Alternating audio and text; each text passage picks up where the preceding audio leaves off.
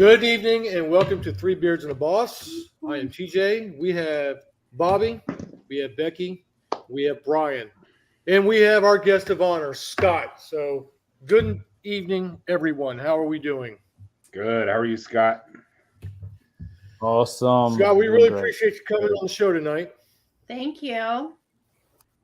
Technically, there's 3 beards and minus 1. Yes. So, Well, Bobby you're the usually beard picks tonight. on me about this. Bobby usually picks on me about this, but I went and played G.I. Joe for the weekend, so I had to shave the beard off. It hurts my feelings every time. But I go to bed at night and I cry about it. So is Scott your replacement beard for the show? Yeah. Your So, beard yeah, tonight. Who's your beard? Scott's your beard? yeah. Scott, your beard I'm tonight. his It's done beard. double. I like it. Right, I think You know, we're gonna understand what we're talking about. We're on the same page, Becky. Yeah. I have No, found I always. TJ, go ahead, bud. so my first sergeant is trying to find a way to keep my beard during drill. And the only thing I can think of is that I get a shaving profile through medical. And Becky and Brian will tell you that, both serving it would probably be impossible. But I'm going to try. When I go to my annual training, I'm going to shave twice a day and go from there. So You should What a shame. you should show him a picture of you with a beard and be like, "You look at this. Look how much more attractive I'm going to be." exactly. It's a public service thing, It right? is. It's public service to your soldiers. Yeah. Think Well, about your it's like- soldiers. Like it's kind of white anyway, my so face it's kind up. of transparent. That's right. Wow. It's I'm feeling the love tonight. All right, let's I get can't back say to anything. Scott. Neither can I. Let's I get can't back say to anything. Scott. White's a got color. gray. I got gray. somewhere. white is a color. That is true. It is. Scott, I Great. always make fun of TJ. I always tell him, my grandpa used to tell us that if your dad doesn't have a beard, he's your mom. And he gets really upset about that. So, and none of that is true. I don't think grandpa ever said anything like that. But if that was true. I didn't. maybe, I don't know. It sounds like something he would say. But No, anyway. he won't. That's awesome. right. That's awesome. all right. So Scott is someone that I met on TikTok. He is SWAT 3474 on TikTok, and he is the man when it comes to head up crew. So just a little bit about Scott. Scott is a retired police officer, and he is, of course, is trained heavily with the SWAT team, and I still think he's trained with the SWAT team. Correct?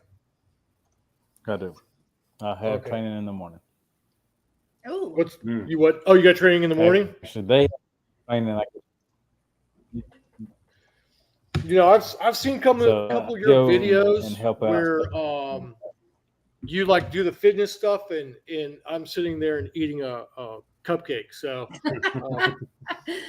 thanks about that, buddy. So tell us, because I'm not Hey, no problem. Glad I sure could what this help is. you out. Scott, what is the head up crew? What's this about? Okay, so I did my first TikTok. Actually, it would be 2 years. But I did it just. My kids used to show me funny videos. I'm like, what the heck? And after crappy 2019, which I'll talk about in a minute. But anyway, I did my first TikTok, and it had over 100,000 views, and things just started steamrolling. I didn't know what the crap to do with it. I was like, what the heck? And got into February. I had Oh. some of the names or whatever, but and Lisa, they were kind of the nuts and bolts behind the head up crew, because I had to talk to TJ about this whole getting online crap, because I'm not an IT guy. And so they helped me out with some stuff, and we decided to come up with something like basically a virtual village that just does nothing but positivity, lift and love on each other, and just, when somebody's down or whatever, people just jump in and pray for them or build them up, whatever. And a lot of the ladies that are in the comments right now, they do that daily, all the time. Gail and Glenda, good evening, ladies. They do a big part of that. So it just started with the Head Up Crew, and I come up with the name because when I was training in SWAT or whatever, when we were doing something, I always I didn't want to do it up. Head up when I get heads. When I give a message, I'm trying to talk to a specific person, and it just kind of went. It started steamrolling on its own, and I mean, I think we have. I get views daily, and then everybody that uses the hashtag Head Up Crew, we get views off of that. So we're just a couple clicks away from 15 million. What is it? 14.9 something. Wow. 14.9. And so that's that's pretty strong. And that lady right there, she helps out a lot. Sammy she does the sign language stuff. She is absolutely wonderful, and she really promoted, pushed us out a lot, and because she's a big creator, and she helps. I'm not. On that's TikTok, that's kind of how that got kicked off, and this. Yeah, that's awesome. You just say it's a virtual village, and it's just kind of how it goes for me. Almost 15 million views. That's enormous. Good for you. Yeah, it's been good. I can't imagine. I just can't. When I first started, I always, I read every comment. I may not always comment back, but I like the comments just to let people know if they take the time to look at my videos and put in a comment. I want them to know that I'm going to take time to read them. So whether there's 100 or 500 comments, I'll go through all of them. Mm-hmm. That's awesome. The great thing about this, I was doing a live earlier on TikTok, and I was telling folks, I'm like, look, if you want to come on the show, if you have something to offer, then this is a perfect thing for you to do, because our podcast gives people a voice, and on TikTok you get a voice a lot, because when you make a video, you impact people. I love making videos. Because I kind of do something like Scott does, where you do that video and someone leaves you a comment or they send you a message. And that really makes my day if I can help somebody. So, Scott, it's a great thing. I know about a year ago I bought one of your tank tops. I don't wear it a lot because I'm old. I'm not as buff as you are, but I wear it around the house, looking good around the house. I'm old school. I make my own tank tops at the gym. I don't. There you go. I don't pay for that. So yeah, I think it's just a great thing that you do on there, and like I've been inspired by you so many times watching your videos. Let's get into some questions here. So, like I said, you're retired now. What year did you become a police officer, and what agency did you start at? So I was a reserve deputy in 1989, I think, and then I became a became a deputy not long after that, which was a road deputy. I'm working to and then I moved over to the city of Auburn Police Department, which is in about Benning, Georgia. So I worked there for 30. So I had 30 plus years, and I did every aspect of the police department: patrol, detectives, narcotics, community services. I was over the SRO stuff. I had a dog, a canine I worked her for 11 years. She made me look really good. She was really smart. And she was explosive canine. So we traveled all over the state. I did SWAT for over 24 years. and then I started moving up in the ranks. Then I commanded SWAT for the last 10 of those 24 years. And then I moved up and then I retired as assistant chief. I'm sorry, you retired as what? Assistant chief. Nice. Yeah, because I saw a few folks making comments calling you chief. And I was going to ask, I was just like, oh, it'll come out. But that's pretty impressive. We have an uncle that retired as the undersheriff of Jacksonville, Florida. So we know that takes a lot of effort and a lot of sacrifice. Yeah, the last few years, especially as a captain, I didn't get to play as much with the fun stuff, Right. the SWAT and all that. So that was the hard part of stepping back from that, because that was kind of my go-to. That was my stress reliever. And I was a cop's cop. My door was always open, and I made sure the guys knew that. And so I had a blessed career. I can't complain. So go ahead. 30 plus years. I'm assuming there's lots of training for that. How has that benefited you personally? Just a couple years of training, maybe. But how has that benefited you in your personal life on TikTok and beyond, and in your community? The training is once you start getting a lot of training on your belt and learn how to do various things from every department. Like I said, I was in every section of the police department. So when I went to my guys, I understood what they were going through because I was trained is what they're trained in. So, and then as years went on and whatever, the training helps me do what I do today. Being able to talk to people, talking to people. I learned early on as a young lady, is how to Becky. So I learned early on how to talk to people, and because no, that's Mess, and that she's got a name for a reason. That's why we call her Mess.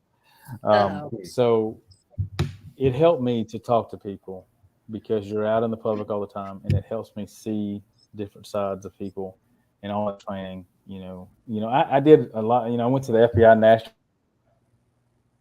Academy in 2018, and that was more of the executive enforcement get out of that training, and I was able to do that, and that helped me as far as work goes. But day in day out of operations and being out talking to people and working with people, that helped me with real life stuff. Now, I'm just going to kind of do a follow-up question, or not even a follow-up question, but just a statement, because you kind of buffed out, but you were talking about the FBI the FBI Academy, which is basically set up for police officers in a leadership position. They get to go to Quantico, Virginia, and they get to learn a lot of the tricks of the trade to be better leaders. I know this is a proven school because I've sent we've sent many people to that course that lead my department, and it's just so successful. So that is not an easy task. There's a lot of writing. There's a lot of presentations. I know my colonel came back because we were in Virginia, so he'd come back on Friday night, and we had many conversations about how he's like, "Man, I'm tired all the time." So great, it's a great school to stay. I tell you what, I learned a lot. I learned a lot from all over the world. You have people represented from all over the world, but yeah, I got tired of typing. I got tired of doing papers. And I'll tell you a funny story. I was in constitutional law, and we had to do a paper or whatever, and I'm sitting there typing and going over all these reviews and blah blah blah, and I'm telling you, I hate. I'm more of a hands-on person. Do it, whatever, this whole computer stuff. So I'm typing my little butt off, and my roommate came in. I'm like, dude, I'm just busting my trying to get this. You had to have a certain amount of pages and all that. And he walked in and he goes, dude, once you hit double space and you'll be fine. And I'm like, dang. Yes. So he hit double space on my computer. I had plenty of pages. I could do whatever I wanted to. So then I Oh, yeah. went out and partied after that. So I have a prosecutor watching this. He's going to see what you did in constitutional law. So I'll tell you what, I learned a lot. Mike, And I learned a lot more than I did. And Yeah. sorry, go ahead. follow to what? Oh, follow up Oh, to my oh, question, good. because we're also getting questions in the comment section. So I'm going to throw this one up there because I think it's a good question. Oh, I bet you are. It was I had the same question. It says SR asks, 30 plus years, how do you stay grounded and not allow what you've seen throughout the years affect you? Can you touch on that? And you seem like a pretty positive guy. You know, you've got the head up crew. You know, how, with what you've seen kind of the worst part of humanity, really. How do you stay grounded? How do you and how do you stay positive seeing what you've seen?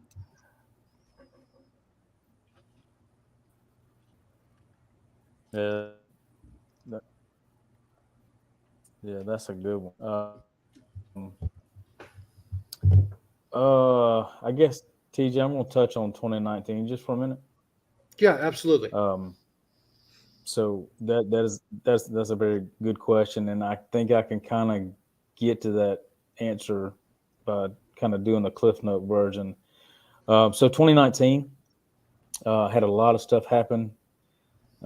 As an officer, when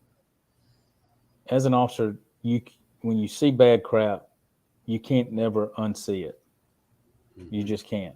And that goes for any first responder. I'm just speaking for my own stuff right now. You just can't unsee it. Like, I can still see my first fatality traffic accident victim. If I close my eyes, I can see that guy. I mean, just I could if I was an artist, I could draw it. So if I had some kind of little click or something that would talk about the case, I could visually remember what they look like. And it's something you just have to learn how to deal with. 2019, I'm going to go through this really quick because if not, I'll lose my crap on here and then we won't ever get past it. So February 15th, had an officer responded to, I was on call. I had an officer responded to a robbery. We were working a robbery. We had an officer stop the robbery suspect and he ended up getting shot. That's a bad shot in the line of duty. I was on the way home, jumped in, went over there and all that. Anyway, so there's a lot more to that. I knew the kid. I coached him in football, and it was a rough night. So later that night, we ended up having a standoff with the suspect. He shot at us. SWAT was there. We were there. He shot at us. We shot at him. He ended up catching the place on fire, and he ended up killing his accomplice and then killing himself. So 36 hours later, I went home for the first time. But I knew the kid, and right now he's survived. He got shot 7 times, and he had a lot of crap that happened over the next year to get him back. He's back on the road and doing great. Had his first kid not too long ago. So that was in February. We rock into, and at this time, my parents both lived in Mobile, Alabama. And at the time, my brothers and I were going back and forth because they were under hospice care. My mom was full-blown dementia. My dad mentally was good. Physically, he sucked. I mean, he was a retired chief of Mobile PD. He did 33 years as an officer, and he survived law enforcement. He survived 5 open heart surgeries. The last 2 is because he's hard-headed and he just outlived the stents they put in him. And then he had prostate cancer. So we were back and forth doing all that. So we rock into, so that was in February. March, we're still dealing with the shooting. April, we have spring football going on. So, SEC football, nothing stops for that. So we had to deal with all that, plus still dealing with Justin shooting. Rock into May. I go home. It's my weekend, May 19th. So I go home, and my mom was nonverbal at this point. But as soon as I walk in the door, she started. She would shake her foot to recognize we were there. And I'd already had a conversation with her when she was a little bit more coherent. That, she raised my dad. She raised 3 boys, and she was all of about 4'11", but she ran the house. You're talking about the boss. Becky. Yes, she was the boss, and nobody. We didn't play with her, but. So anyway, we were talking, and I told her she had already earned her wings. She just needed to go to rest. Do not be, we'll be fine. And basically, she started crying, and I'm like, "You're gonna do that today, aren't you? I can just feel it." And I don't know why she chose. And whenever it's time for me to go, that's one of the first questions I'm gonna ask her. Like, why in the hell did you do it when I came? But she ended up passing about 3:30 that afternoon. And God was watching over me because my dad had gone to the bathroom, and they had been together since teenage years. They were 1 month shy of 65 years of marriage. So that was his girl. So I had to come up with a plan really quick to talk to him and whatever. And so she passed, and we had a bunch of stuff going on. And then he came out, and I was talking to him. Of course, it was pretty rough at that point. But I couldn't think about my mom at that point. I couldn't think about myself grieving for her. I had to take care of my dad because he was in bad shape, and then my brothers, and then all that. So probably about 8 o'clock or so, I got him to finally go to bed, lay down and rest for a little bit, and I got my computer out. I was getting a lot of texts from a lot of my guys, and checking on me and seeing all that. And so I got my I got my phone out. And at the time, this is what's funny about TikTok and what I'm doing now and all that, is because I really hated social media. Facebook was the devil. Anytime you get on Facebook, my guys, and Becky, when I say guys, I include girls. It's just a Southern thing. Oh, I get you. I got you. So we were always, we were always in the wrong. We were always doing the wrong stuff. It was our fault. So I just hated it. But I always looked at it just so I could stay up to par on what everybody was saying. Well, when I opened it up, there's a reporter there named Elizabeth White, and she and I have been friends for years, and she's very pro us. And but anytime she was doing a Facebook Live, usually there was something going on. So I was looking, I'm like, what the crap? And as she's talking and she's doing her interview, my MRAP drove right behind her. And Becky, I don't know if you know what that is, but it's a humongous military vehicle. And we don't bring that thing in unless it's hit the fan. And I said, crap, now what? So I got my laptop out, and 9 o'clock, I guess now, 9:30 at night. And so I had 3 officers shot and 1 had died. Mm-hmm. So I was kind of caught at that point between personal family and my blue family. So I'm getting on the laptop and get on the phone trying to figure out what's going on.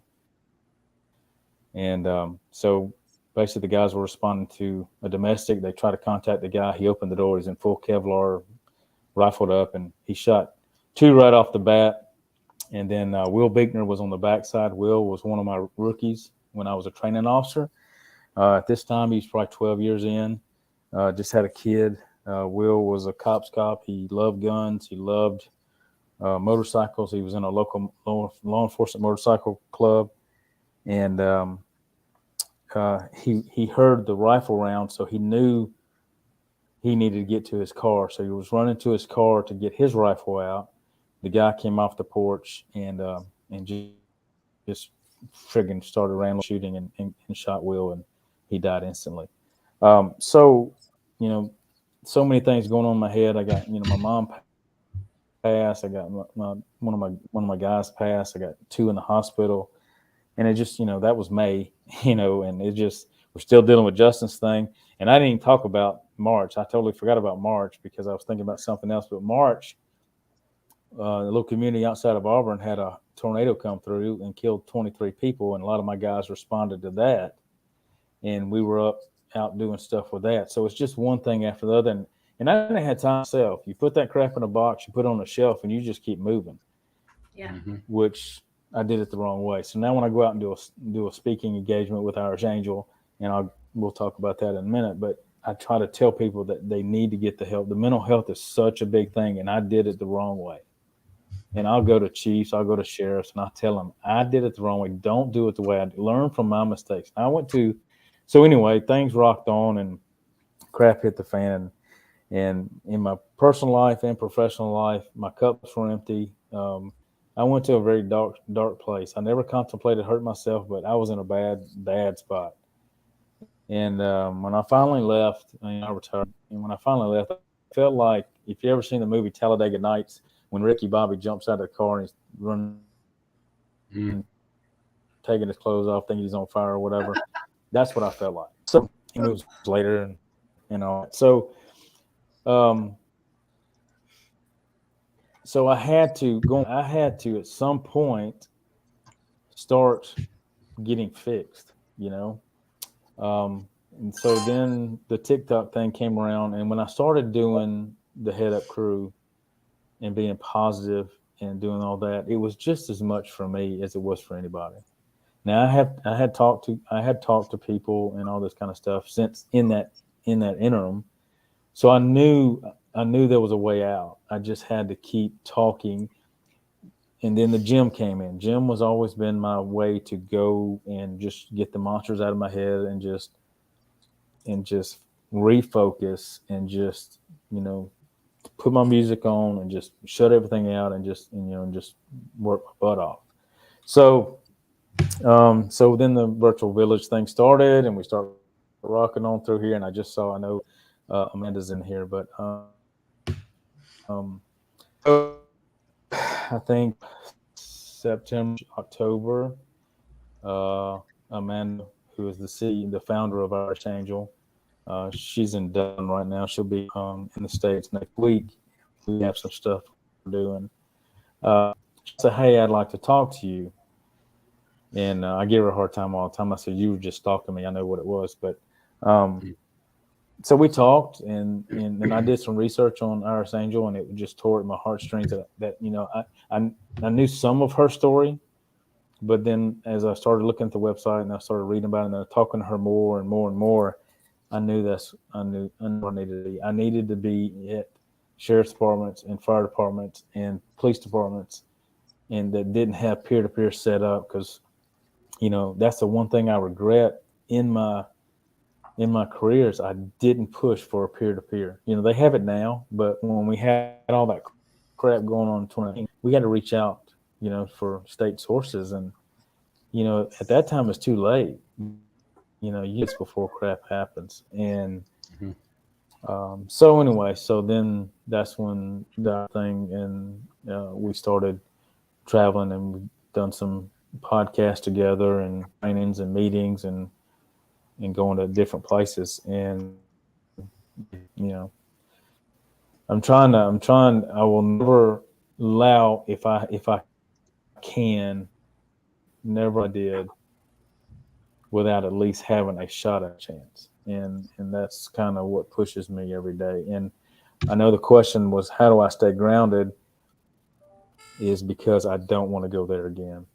I don't want to be in that position again. And I don't want anybody else to be in that position. And, here recently we've had some of those that actually went further than I did, and we hate it. But all we can do is just, we just got to keep trying. And that's what I tell everybody every day, is just, you got to keep your head up and you got to keep trying. And as long as we're trying, so that a Cliff Note version, there's a lot more to it in between all that stuff, but that's how I got here today. And we can talk the ask what just happened, but two of the officers that got shot, other than Will, they survived. One note is no longer in law enforcement, which I respect that. That was his decision, and the other one has been promoted and moving up in the ranks and all that. So he's doing very. You talk about the Thank peer you. support group. So I've been with the sheriff's department for going on 20 years. I started at another agency before that. So when I started 23 years ago in this line of work, you're absolutely right. We didn't have peer support. We didn't have CIT. We didn't have any of those things to equip us, not just to take care of our community, but to pick up the pieces of our first responders when they break, because you can't unsee a lot of things. I know that I'll never forget my first fatality that I came up on. I'll never forget that day. I'll never forget the smells. I won't forget my partner's reactions. None of that. So it is such a blessing that we have these things. Today, I taught at my academy, and I was putting my recruits in the mindset of positivity and how they interact with the public and how they interact with each other. And I tell them, and this was a mental health class, and I tell them every time we get the opportunity to take someone to the hospital, it's a blessing because they chose to allow us to help them get that second chance in life. So I'm very happy that we have gotten to that place in law enforcement, that we have that support and those resources. So I appreciate you talking about that, Scott. I really do. Yeah. It, That's a lot. 2019 and was hell. And I'm glad it's coming to the forefront now, because there's so many. Yeah, there's a lot that needs to be do, but we're a lot farther along than we used to be, and it's still a lot to go. A lot of place to go. So anytime we can travel somewhere and talk about it, we're a step further than we were. Yeah. I have a question if I can talk. yeah. Oh, dang, you're gonna kill me now. Quit. Now, Becky has a brother in law enforcement, and then she also has her ex-husband that is a police officer. So, and she works with police officers every day. So we're very affected to those type of things. We see it every day. I had a brother-in-law that passed away on duty. What as a family member can we do to help you through these things? I'm probably the absolute world's worst to communicate with, because I messed up. Yeah, I'm better, and I can do it now, but back then I couldn't. I was terrible. Yeah, and no doubt. Looking at it now, it's just like making that person talk is the number one key. And you don't have to have and that's what I tell these people all the time. You just got to have an ear. You don't have to have a mouth. Yeah. Because a lot of times I don't need an answer. I just need to get the crap that's going on in here and throw it up and get it out. Yeah. And that's what people and everybody has their own way of doing things, but there's so many people that want to fix stuff right then for you and then move on to something else, when it's a marathon. It's not a sprint. Right. It's taking me, we're going into 2023, and I promise you, there's days I have that a lot of these ladies see, and then sometimes they don't. It's just one of those days, and I don't want, I don't know how to combat it. I just have to go to the gym and try to. But I promise you, just being an ear is huge. Yeah. Don't try to fix it. Don't try to say you can relate, because you can't. I mean, I had new ones die, and I've had senior citizens die. So I mean, there's no in between of what you can what people see on a daily basis. As a first responder, and when I say that, I include docs, I include paramedics, I include firemen, all of them. There's no way to describe. So do you just recommend? And if they don't talk, I mean, I was like meeting people where they are and just whatever they're ready for. Meeting people where they are and just what they're ready to get. Sometimes, sometimes let's go ahead and drink. Yeah. They just need an out. You know, like, Yeah. I know Renee 20 I don't make me go. And I answers is okay. I just put it in the box. I put it up. I don't worry about it, and it'll be fine. Whatever. But You buffed a little bit on that, but I'd like to touch. Yeah, I want to touch on what Renee said. So when they don't want to talk, right? Just allow them to know that you are there. You're there. You're present, and that you are there when they're ready. Because we have this. I used to be a horrible communicator. Horrible. I didn't want to talk about things. I deployed to Iraq and seen and did things over there that was a little rough, and I didn't communicate that for many years. I have a special woman in my life, and if something's bothering me, I communicate what's going on, and she is that ear, and I do the same for her. So if they're not ready to talk, just stand by. When they're ready, they know that you're going to listen and they can trust you. So that's the best thing I can tell you on that one, Renee. So I don't know why you keep buffing, but I'm picking up on some of the words, so I'm trying to reiterate for you. But we'll get through that. Yeah, I don't know either. I'm sorry, I don't know. It's all your non-technology knowing self. Yeah, it's all right. I used to be that guy, but mine was horrible. Couldn't understand nothing, and Bobby would just sit there blatantly just laugh at me. Yeah, I tried to help too. It wasn't just making fun of you. We can hear most of the stuff that you're saying, but it was so bad that they would just stand there and just laugh at me and just basically go like this. I'd be like, "We're just gonna keep going because we don't know what's happening on your end." It's okay though.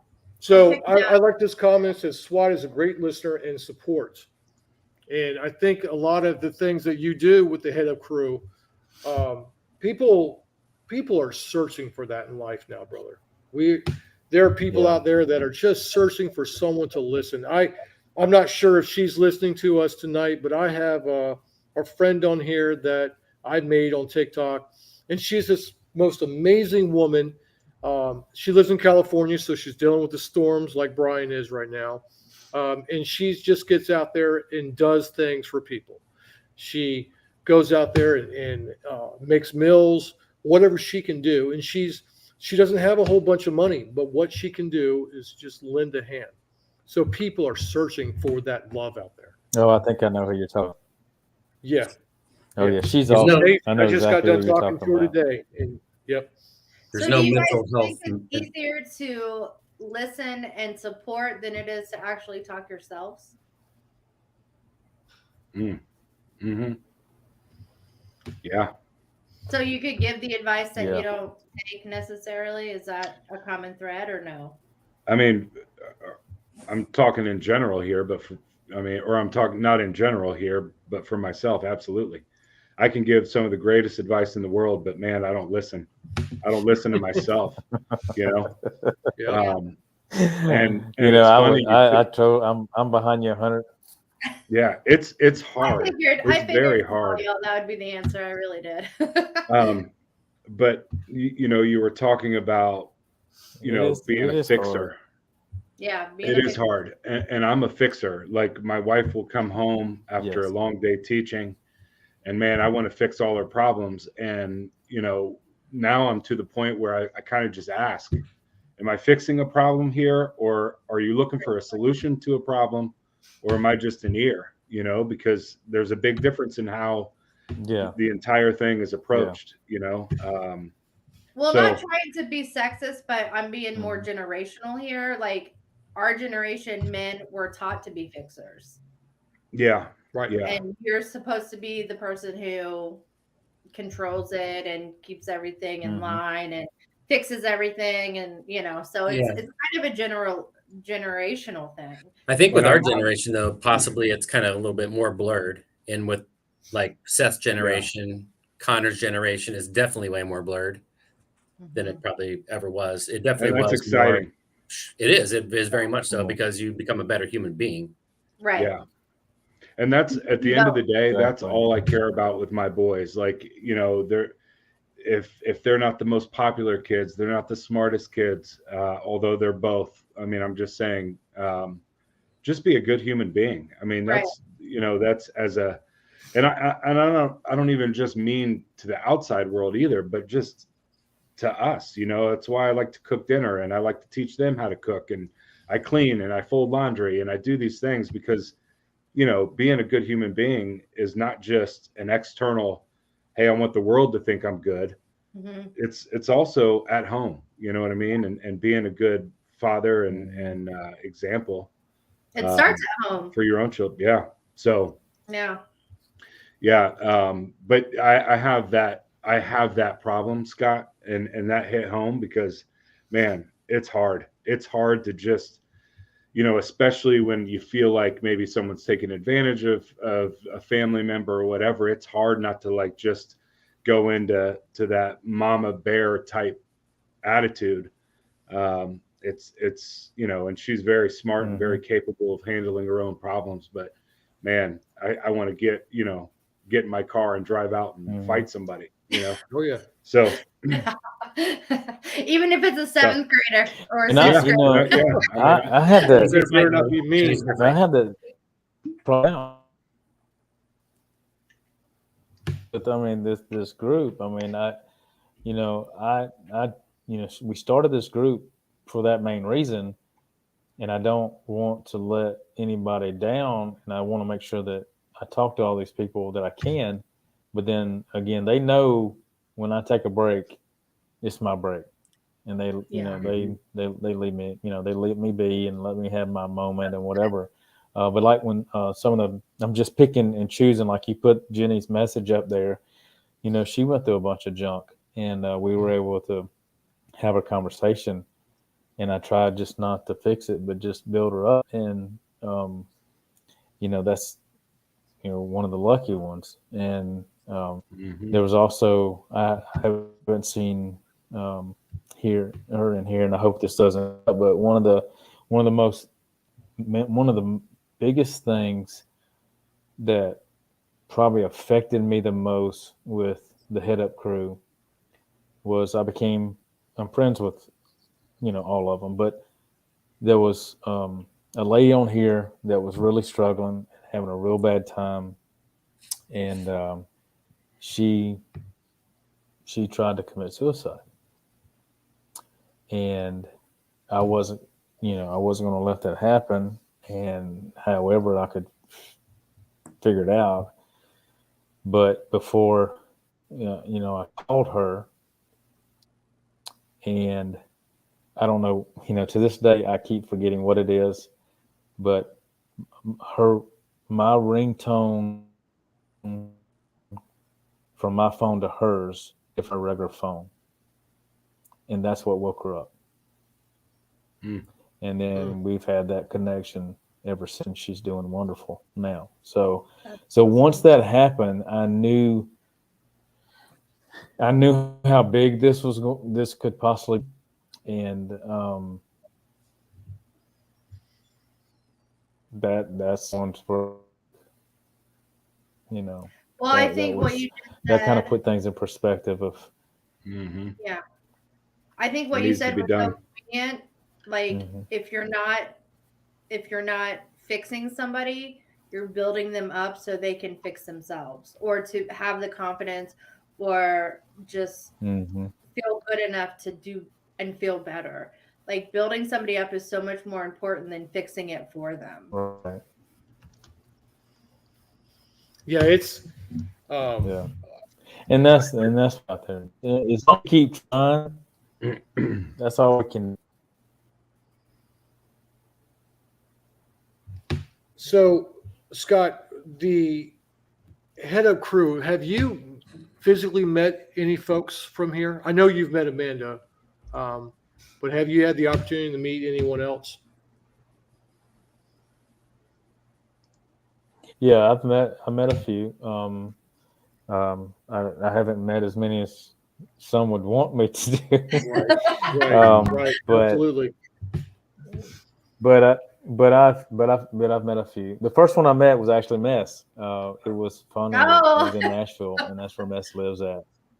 And so we're always, she's always fun. We did a funny video, for TikTok for that. But I met some. The only, I wished I could meet all of them.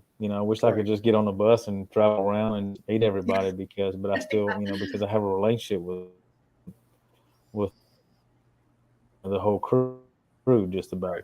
And there's some like the three original ones, Lisa, Deborah, and Charlene. I've met Charlene. I've met Deborah. I haven't, personally met them. I've met them like through FaceTime and doing this kind of stuff, but Becky. I need a one-on-one with Lisa because she's one of the primary ones that got me started in this. And her husband Scott is a law enforcement officer in Tampa, and so we stay close and talk about stuff. And Now I love this comment because me and my Linda is so love, funny. Yeah, me and my love, we want, if we ever won the lottery, I've asked each one of my siblings what it would take for them to quit their jobs and just we go and do this all around the country. And they gave me their numbers, but Brian was just basically we start a brewery somewhere and he's pretty happy. So I want to win the lottery so I can do this. Hey, there we go. I would do.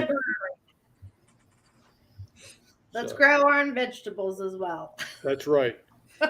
So yeah. We're in for the 1 point. So I want to touch on one other thing. What's that?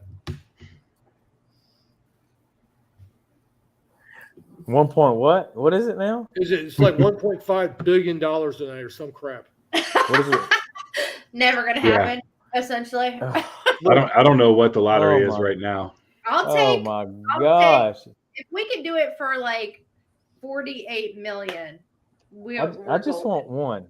Just give me one. 1 million. I'm just saying. Collectively, we need 48 million. You guys will find out that $1 million isn't anything nowadays. You don't. Not in California. You don't want to find out. You don't. I promise you, I can live on what I'm living on now. I can live on $1 million. We joke around about that, but I'll tell you, I have very expensive taste in my head. What I would buy with all that money, since I'm in the process of getting my pilot license. The first thing I'd buy is a jet. Yes. So my bill will collect really high, but these guys will benefit from it because I'll be flying them everywhere. We're going everywhere. Yeah. So as you said, I bought my tickets for tonight. I needed it all. Yeah. We bought tickets in, I'm one day I'm going to win. I don't care if it's $8. I make little videos about that. I think I won $12. I was going to buy some carrots for the pony that I want, but I'm going to be dumb right now, but like that 48 or like whatever it is right now, however million, is that the entire country or just the state? Most of it's most all of the country. Yeah. Everybody who plays. Well, then your chances of winning are so damn slim. I didn't put my $5 in the company. Well, thanks for building lottery, us up. but watch. I'm gonna be the only one working on Monday when they're all freaking winning $100 million. Yeah. It's You're gonna have zero prosecutors working in the courthouse. I'm gonna have nothing. It's just gonna be me, one victim advocate. There'll be no prosecutors, and there'll be a lot of crime going on because you guys have exactly. There'll be a lot of cocaine going on, and nobody can prosecute anybody. The judge will be like, "Well, why wasn't I in this pool?" It's the whole freaking what is that? The purge. The purge is going on in Greene County. Yeah. Yeah. So I'll take some of that back. Oh, that's awesome. I need to win. Purge? No. I want some of the money. I'll take some. I'm not entitled to any because I didn't put my $5 in. I don't even play the lottery. I have the worst possible luck on the planet. So I just I But just don't Garrett, play it. how many lottery winners have said those exact lines? Oh, I'm sure. You know, I'm sure. but it was funny, Scott.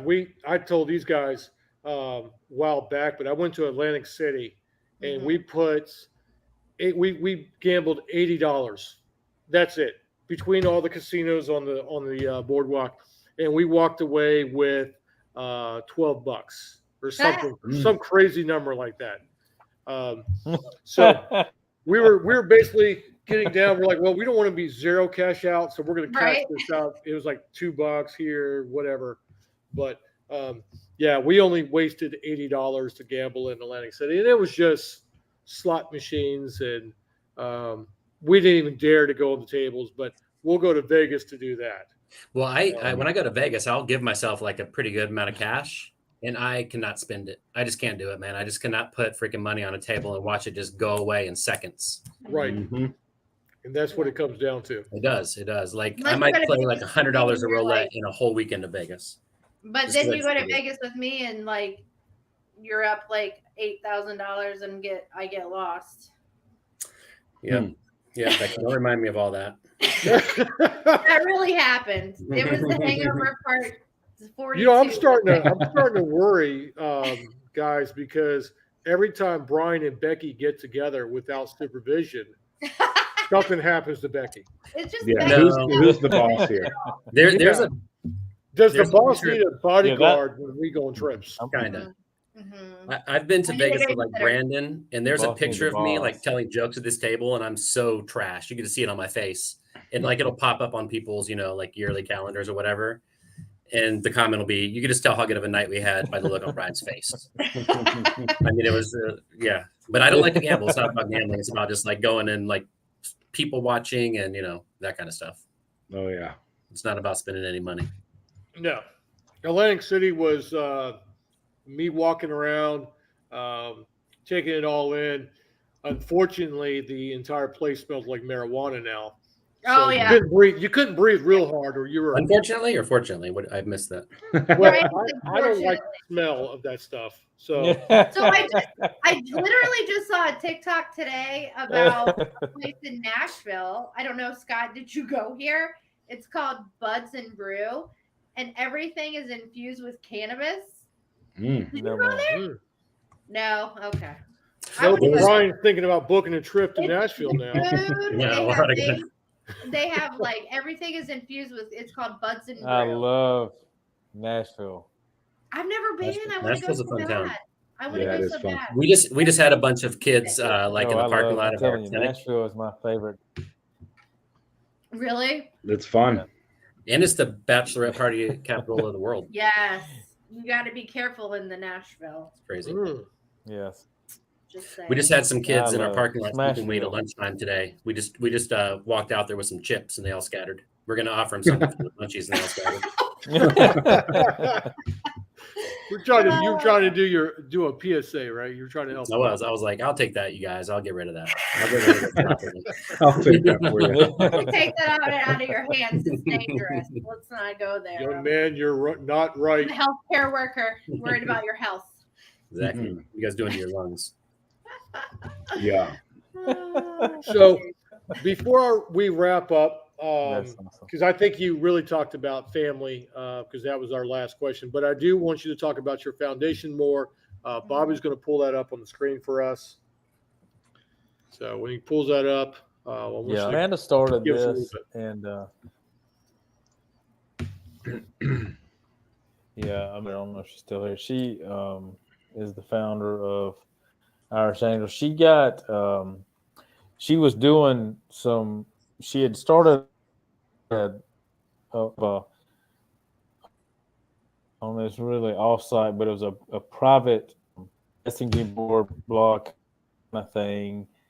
And then she did some work for the HRT group out of Virginia, and they gave her the call sign Irish Angel. So when she was able to start the foundation, the nonprofit, what better name than Irish Angel? So, and no matter what she says, I mean, she'll she's funny as crap, but no matter what, she is an angel because she came in my world at the right time and putting me in front of all the places that we've been and talk about it, because every time I get to tell my story and talk to folks about it, that's just one more box I get to open up and just throw away. And but this nonprofit means the world to her. It is her life. It is her life's work, and she has the heart the size of this house I'm sitting in, and she wants to make it. She doesn't want anybody suffering. She's 100% first responders back in the blue and protecting our protectors. And so we go out wholeheartedly to help first responders get the help they need and find treatment facilities and partner up with team treatment facilities and if you could, and I'll tell you, I thought, originally I knew how the start of Irish Angel came about, but we did an event in Cape Cod, and that was the first time since she started all this and since she started coming to the United States that she told her story. And she gave me a heads up the night before. And actually, it was that day. I think she was going to do it that night. And I'm telling you, I have no idea how she is here today. I really don't. I mean, the stuff that she went through as a kid growing up, it could, she won't write a book or she won't do anything until after her mom is gone to heaven or whatever, because that's just what she won't do it. But I mean, it's a lifetime movie. I've already picked my part, and but I can't even touch the tip of the iceberg of how much crap she's been through. I mean, physically, mentally, and what she does today, and puts so much effort into helping people and wanting to help. I'm not saying I'm all that in a bag of chips. I'm just saying I would not put my name out there if I didn't think it was for the right reason. And I'll go wherever she goes. It is absolutely amazing organization. And right now we're really pushing fundraising and trying to find us a corporate sponsor and do what we can keep doing what we're doing. It's an amazing nonprofit. Amazing. I have had the opportunity to talk to Amanda a couple times, and she's just a remarkable young lady. And to be in another country and want to come over here to help law enforcement, I think it's awesome. And we're all Irish, so we can appreciate Amanda a lot. So a few admin notes. So for all the folks that are following us on this podcast, when the podcast is over, give it about 5 minutes, and then you can leave a comment for Scott once the podcast is published, because some of these won't just show up in the comments. So if you want to leave a comment, if you have another question for Scott that he can go on the YouTube and answer it, that maybe something that wasn't covered that you'd like to know more about, just do that. So we appreciate you coming out and watching us tonight. So send us a like, subscribe, and leave a comment for Scott tonight. And it has been a true honor. Scott and I have talked on the phone. We've relayed message to each other. We've done a couple of videos. You're the kind of guy, Scott, that I can sit down and watch a football game and just talk sports or talk about the stuff we've been talking about mental health and all that. So I appreciate, from one law enforcement brother to another, I thank you for what you've done in your career, and I thank you for what you're doing beyond that. Yes. So can I just say, I kind of told you guys before. Thanks for the invite. Yeah. Tonight I'm wearing a t-shirt that was made in honor of a detective officer that took his life Badge number 245, Steve Johns, God but never forgotten. And the back says, "We are family. No one fights alone." And I want people to really, truly believe that no one fights alone, and just reach out, because there are people here that love you and want you here tomorrow. Absolutely. Right. Great message. So, Bobby, you got anything? I see you. Yeah, well, I was, because this goes back. I'm kind of going back several topics now, and feel bad about doing this. But have you guys ever watched It's called Real Ones with John Bernthal?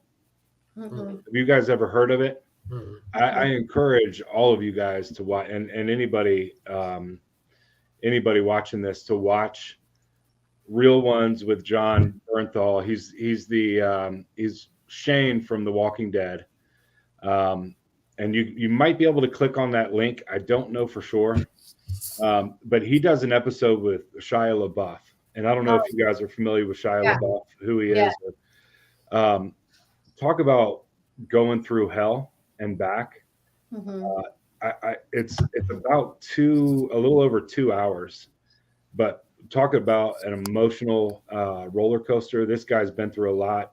Yeah.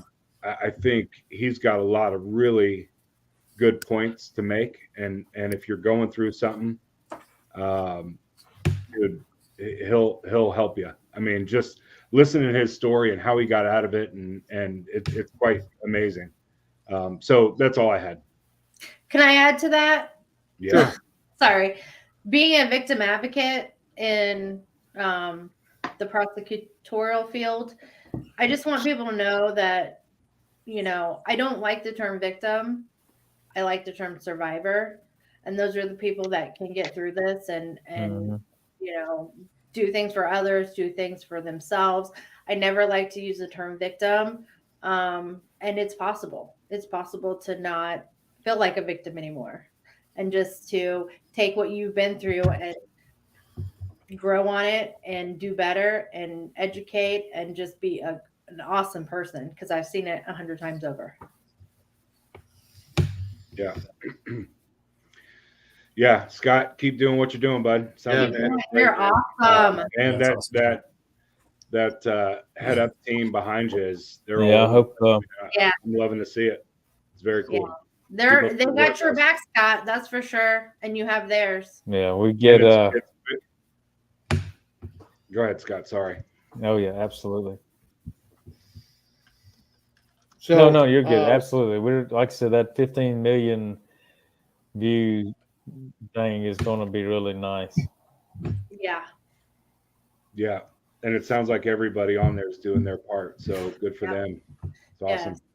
It's just about talking. It's talking about it. Don't stigmatize stuff anymore.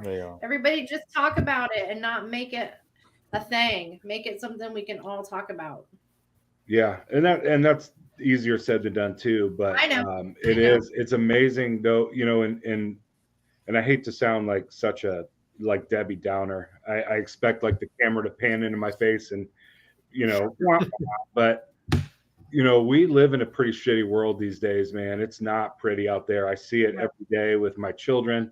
I see it, you don't have to go very far to see all this negativity. And it is, it's amazing to see positivity, and TikTok of all places. So I know it's great. It's social media, right? So because social media is kind of that's where it's at typically, so to see it on TikTok is fantastic. So keep doing what you guys are doing.